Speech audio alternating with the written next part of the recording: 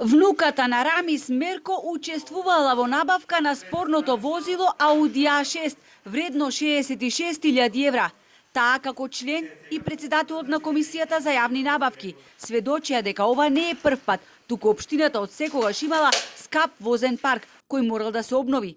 За нив нема ништо спорно во набавката на луксузното возило, иако Мерко се гони за злоупотреба на службената положба, затоа што набавил 4 службени возила во услови кога општината имала неподмирени долгови и блокирана жиросметка.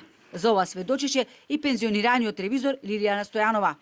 Не знам по кој основ ги биравте сведоците. Во моите 68 години прв пат влегувам во суд и за мене ова е многу стресно.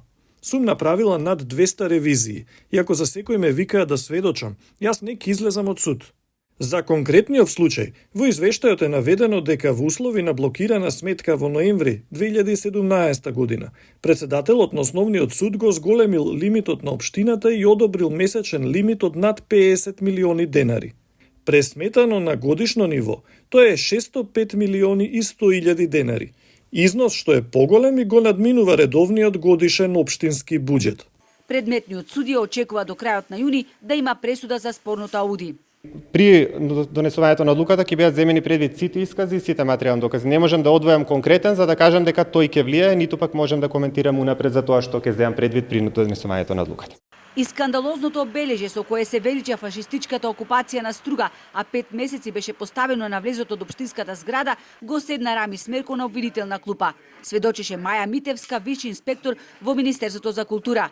При вонредниот инспекцијски надзор, извршен на 13 март лани, било констатирано дека мермената плоча, која била испишана само на албански јазик, не била евидентирана во регистарот на спомен обележја, нити пак нејзиното поставување било предвидено во програмата за одбележување на значајни личности спомен обележја за период од 2023 до 2028 година, која согласно законот се носи со одлука на Совет. Елисавета Кочовска-Велјановска е еден од советниците од ВМРО ДПМН кои дава доа исказ пред судот како подносители на кривичната пријава. Содржината на плочата не вознемири нас сите како граѓани, бидејќи на неа го пишува периодот кој што го глорифицира фашизмот, кој што е многу сензитивен период, посебно за парниот дел на Македонија. Немаше немири, бидејќи ние сме миролюбив народ тука во Струга. Градоначалникот Мерко со подсмев и дофрлување од страна ги следеше исказите на сведоците од ВМРО ДПМН.